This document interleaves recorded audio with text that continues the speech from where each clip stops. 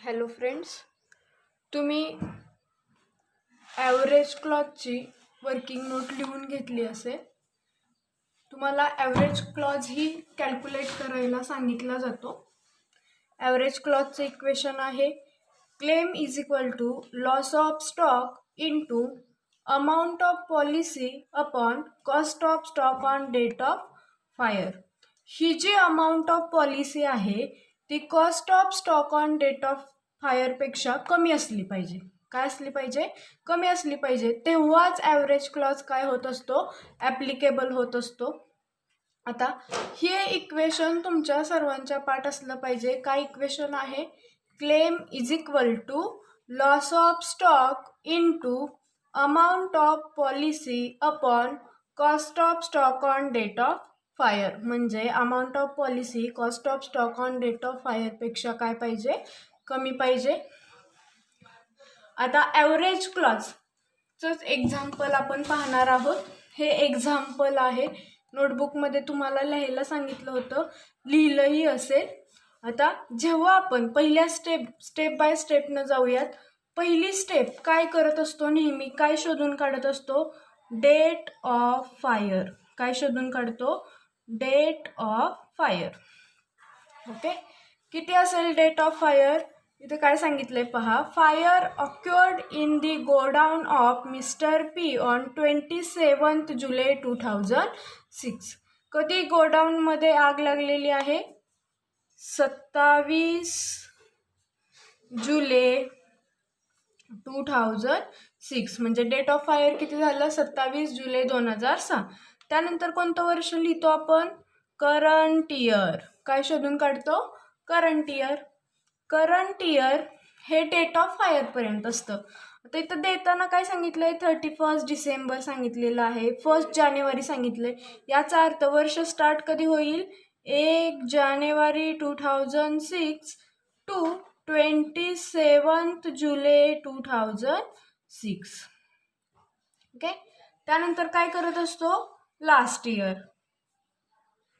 Last year शोधून काढतो. याच्या पाठीमागचं वर्ष म्हणजेच लास्ट इयर हे 2006 असेल तर पाठीमागचं वर्ष किती असेल? 2005. मग 1 जानेवारी 2005 टू 1 जानेवारीला सुरू झाल्यानंतर संपणार कधी? 31 डिसेंबर 2005. पहिल्या 3 गोष्टी आपण शोधून काढल्या. त्यानंतर पहिली स्टेप काय करतो आपण? फर्स्ट स्टेप काय करतो? To find out gross profit. Find out gross profit. आणि ग्रॉस प्रॉफिट कॅल्क्युलेट करण्यासाठी कोणता अकाउंट तयार केला जातो? Trading account. Trading account for the year ended. कोणत्या वर्षासाठी केला जातो हा? लास्ट इयरसाठी. मग लास्ट इयर किती आहे? 2005. For the year ended 31 December 2005. Page fold करा. डेबिट, क्रेडिट, पर्टिक्युलर्स रुपीज असे अकाउंट टाकून घ्या. पेज फोल्ड करू.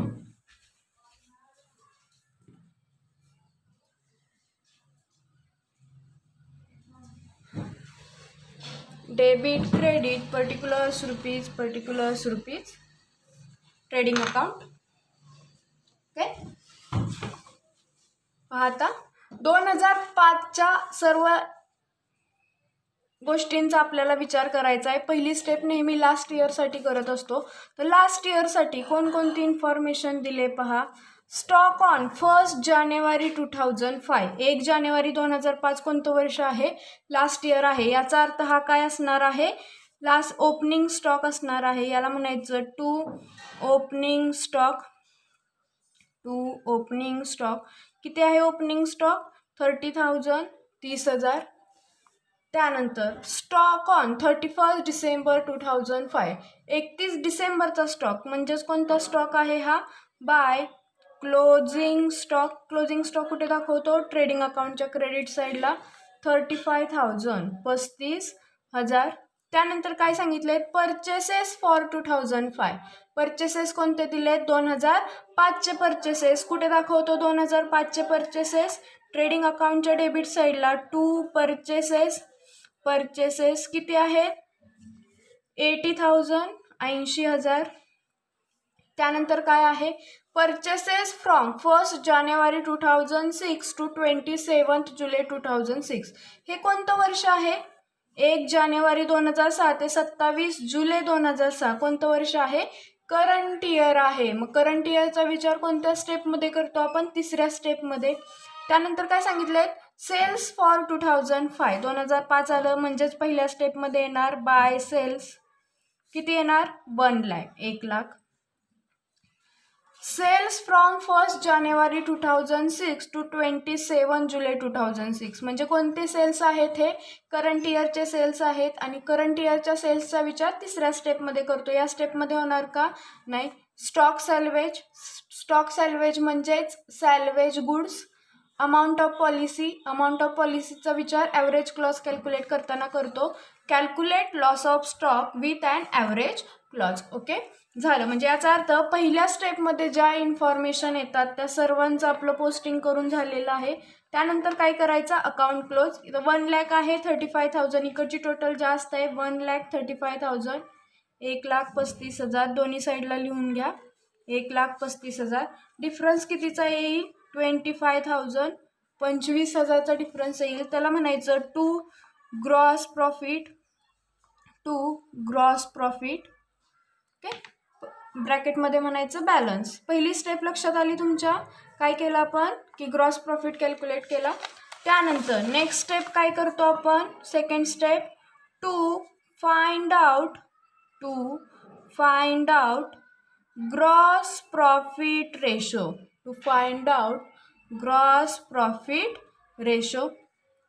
आता ग्रॉस प्रॉफिट रेशोचं इक्वेशन काय आहे, gross profit upon sales into 100.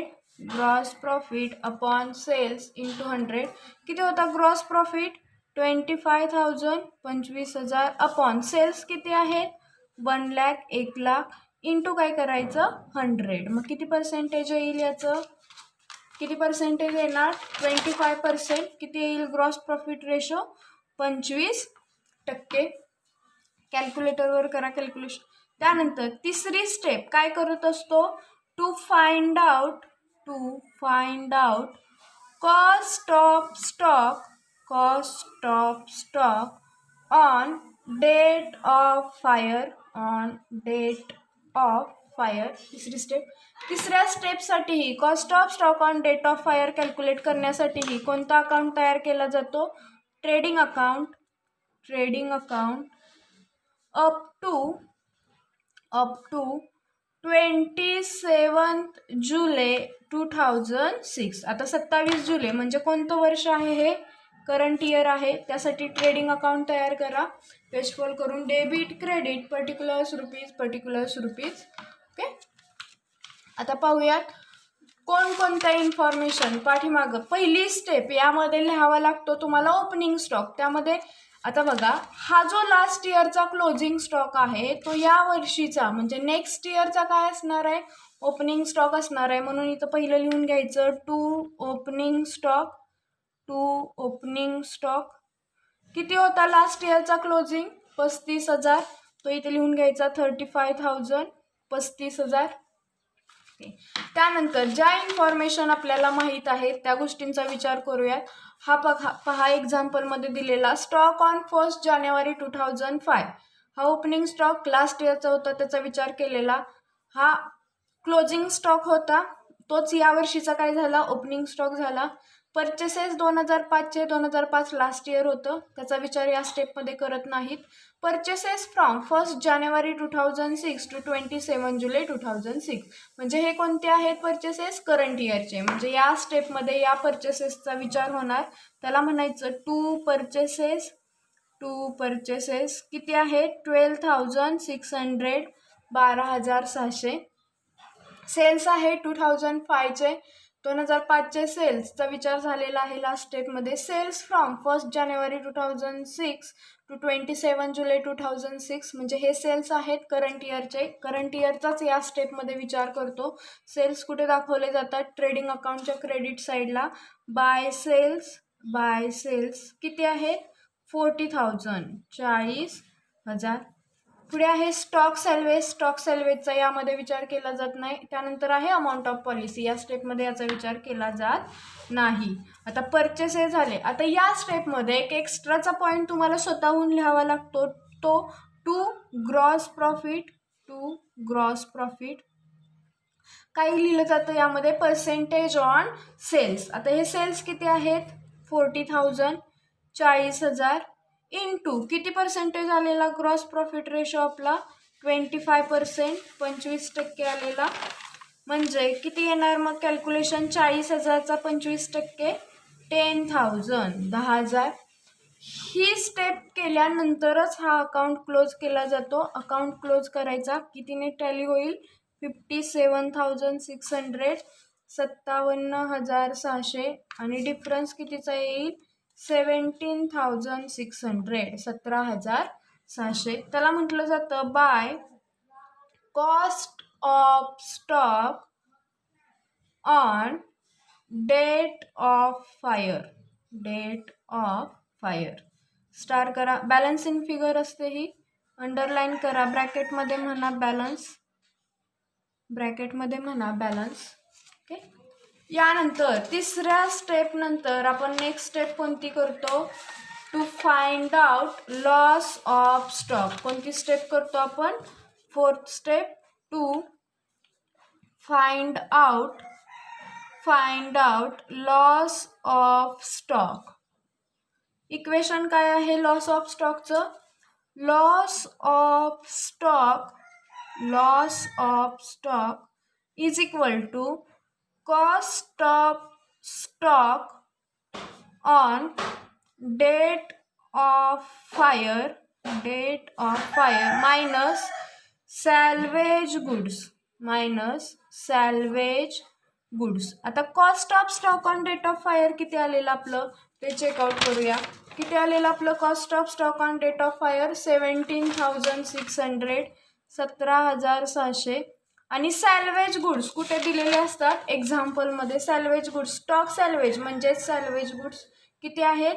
800 800. 17,600 मधून 800 रुपये वजा करायचे. आन्सर किती येईल? 16,800 16,800. ओके. त्यानंतर आता तुम्हाला काय सांगितलेलं त्यांनी कॅल्क्युलेट कराय? Calculate loss of stock with and average clause. कशासोबत करायचं आहे? With and average clause. म्हणजे ॲव्हरेज क्लॉजचं कॅल्क्युलेशन करायचं आहे. तुम्हाला सांगितलेलं मी काय होतं ॲव्हरेज क्लॉजचं equation? Claim is equal to loss of stock into amount of policy upon cost of stock on date of fire. Amount of policy काय असली पाहिजे? कमी असली पाहिजे. कशापेक्षा? Cost of stock on date of fire पेक्षा. Loss of stock किती होता आपला? 16,800 इंटू अमाऊंट ऑफ पॉलिसी एक्झाम्पलमध्ये दिलेली असते. किती दिले एक्झाम्पलमध्ये amount of policy? 15,000 15,000 upon cost of stock on date of fire किती आलेला आपला? Cost of stock on date of fire 17,600 17,700. पहा, amount of policy cost of stock on date of फायरपेक्षा कमी आहे का? आहे, कारण की कॉस्ट ऑफ स्टॉक किती आहे? 17,600. अमाऊंट ऑफ पॉलिसी आहे 15,000. याचा अर्थ amount of policy cost of stock on date of फायरपेक्षा कमी आहे. म्हणजेच या एक्झाम्पलमध्ये ॲव्हरेज क्लॉज ॲप्लिकेबल होतो. काय होतो? ॲव्हरेज क्लॉज ॲप्लिकेबल होतो. याचं कॅल्क्युलेशन केल्यानंतर किती व्हॅल्यू येईल? 14,318 14,318. अशा प्रकारे ॲव्हरेज क्लॉज म्हणजेच काय? क्लेम कॅल्क्युलेट केला जातो. ओके. एक्झाम्पल समजलं नसेल तर परत एकदा पहा, अगोदर नोटबुकमध्ये लिहून घ्या, तेव्हाच समजेल. थँक्यू.